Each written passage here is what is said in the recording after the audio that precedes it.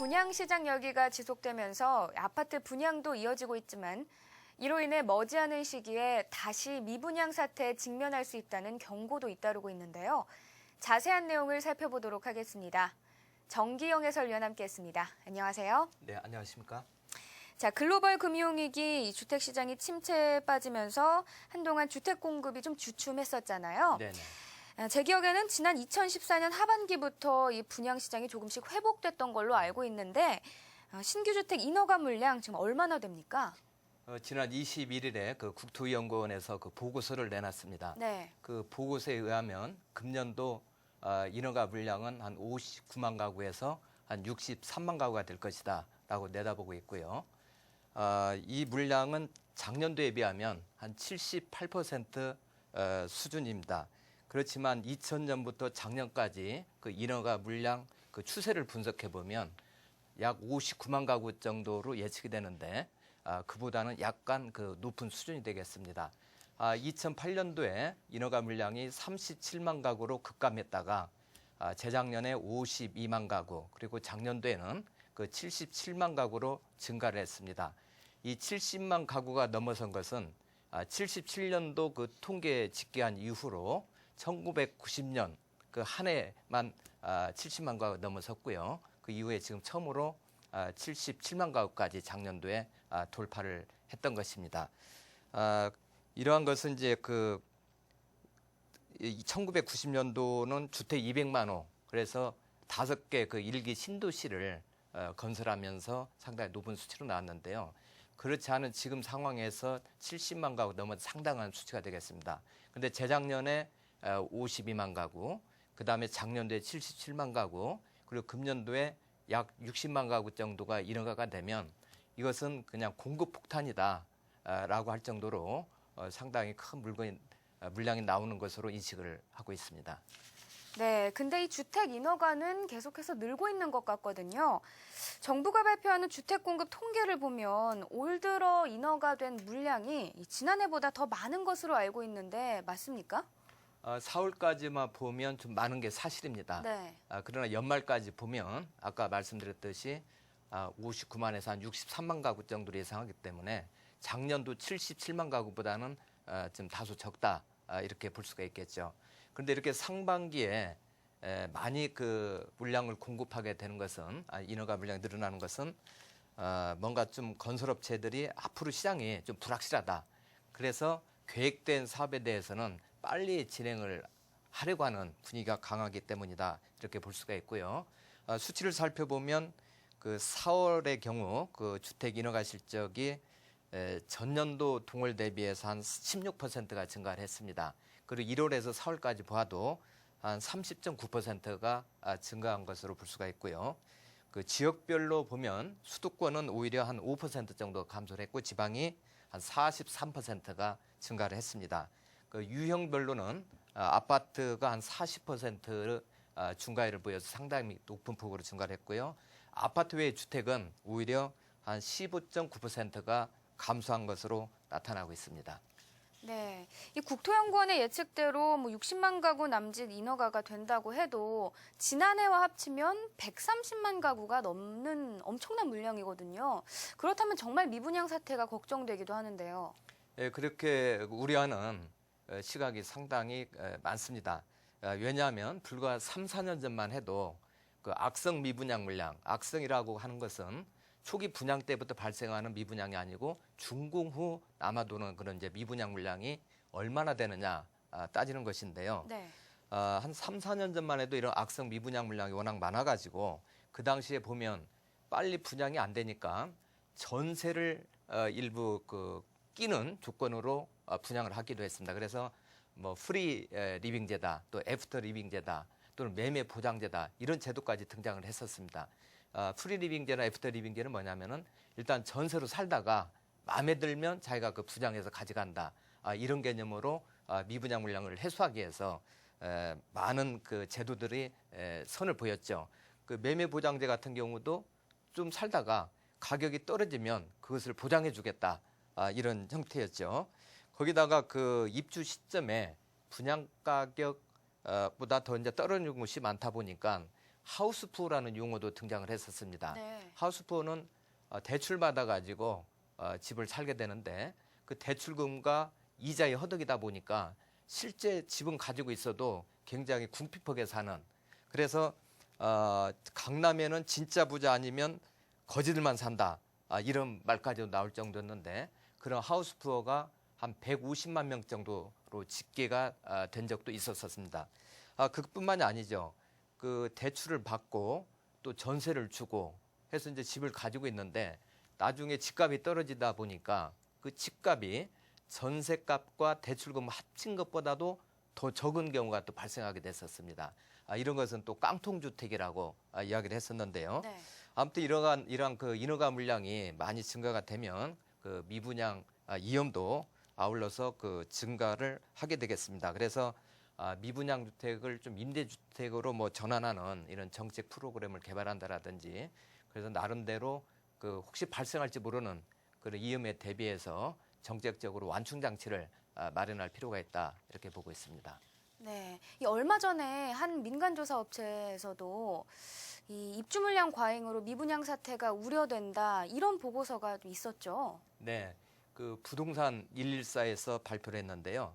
앞으로 2017년하고 2018년 사이, 그러니까 2년 동안에 아파트 입주 예정 물량이 한 70만 가구가 이제 된다. 그래서 이 2년 단기 입주 물량을 보면 그 1기 신도시가 조성된 90년대 이후에 최대다, 이렇게 분석을 한 바가 있습니다. 예를 들면 그 1기 신도시가 집중적으로 공급된 1994년도에서 1995년도, 또 97년도에서 98년도, 이때 각각 한 82 내지 83만 가구가 쏟아진 사례가 있습니다. 그런데 그때하고 지금하고 상당히 다른 것은 그 당시 주택 보급률이 한 70 내지 80% 수준에 불과했습니다.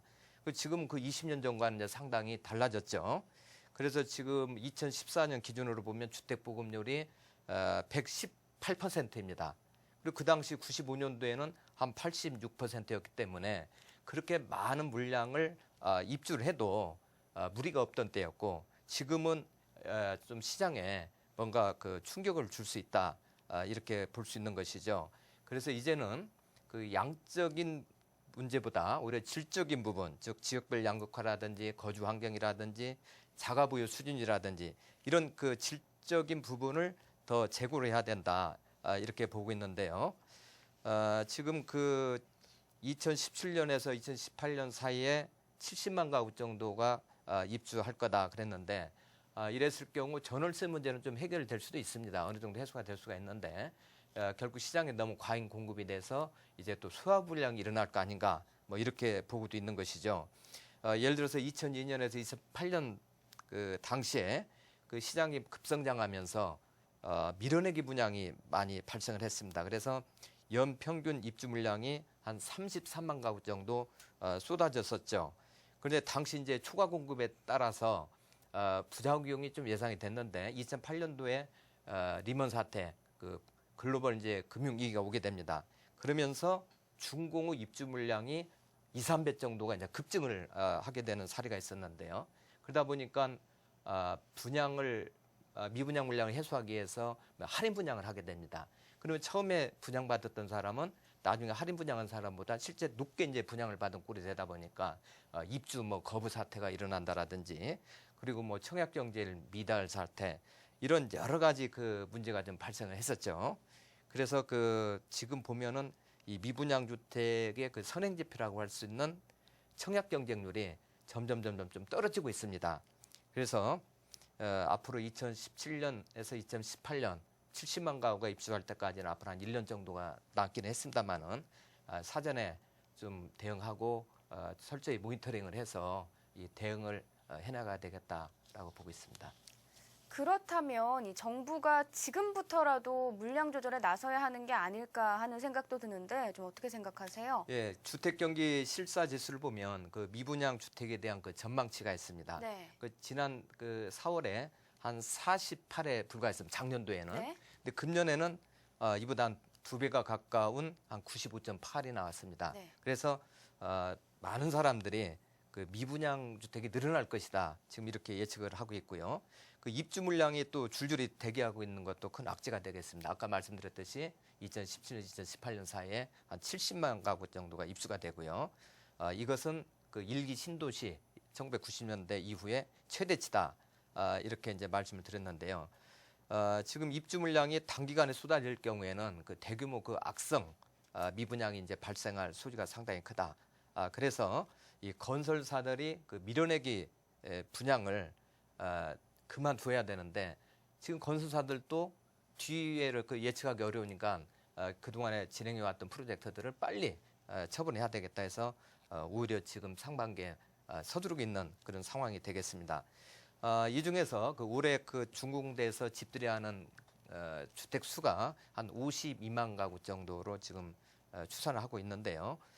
작년 공사를 시작해서 주택이 그 작년 착공한 것이 한 70만 가구가 넘어서니까 금년도 입주하는 것과 또 작년도 지금 착공한 것까지 하면은 내년도부터는 상당히 많은 물량이 쏟아져 나온다.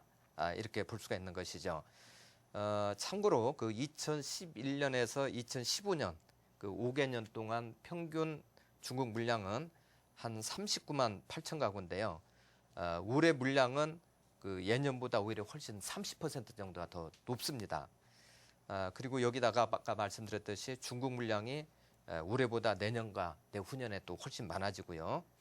그래서 이러한 그 여러 가지 그 문제가 있기 때문에 정부에서는 물량 조절에 나서야 된다 하는 것이 누구나 절실하게 그 느끼는 내용이 되겠습니다. 네. 자, 그런데 이런 생각도 듭니다. 이 아파트도 어쨌거나 상품이잖아요. 근데 상품이라고 하면 뭐 수요와 공급 이런 기본적인 요인도 중요하지만 부가가치에 따라서 팔리는 게 다릅니다. 그렇다면 좀 수요가 덜하고 인기가 없는 지역은 미분양 사태가 벌어질 수밖에 없는 게 아닐까 하는 생각도 드는데 맞나요? 예, 금년에 그 주택 매매 시장의 키워드가 바로 말씀하신 그 양극화가 되겠습니다. 네. 일부 지역은 상당히 매매 가격이 올라가고 있고 우리 일부 가격은 떨어지고 있다. 일부 지역은 이러한 그 양극화가 그 심화가 되고 있는데요.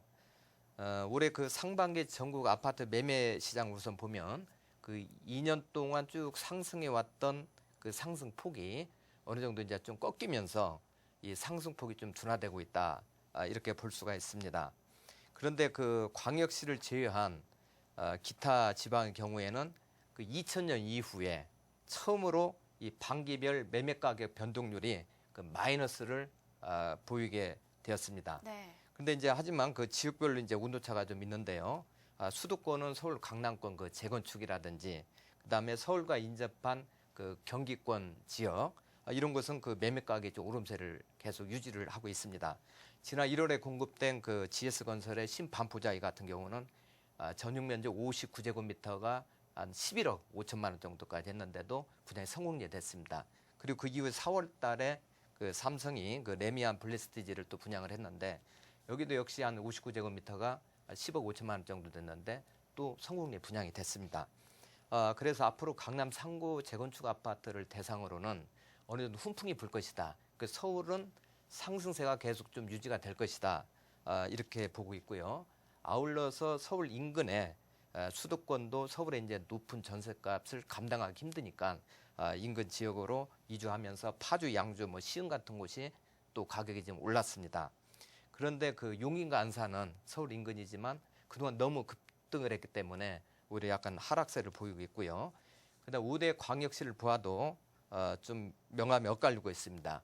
예를 들면 대구 같은 경우는 가장 많이 최근 몇 년 동안 올랐었는데 거기가 오히려 지금 하락세. 그리고 대전도 역시 일부 좀 하락세를 보이고 있는가 하면 부산이라든지 그리고 울산 같은 곳은 오히려 좀 상승을 하고 있습니다. 왜냐하면 부산은 그 해운대구라든지 수영구 이런 쪽에 신규 아파트를 분양하면서 전체적으로 가격이 좀 오름세를 이제 보이는 걸로 나타나 있고요.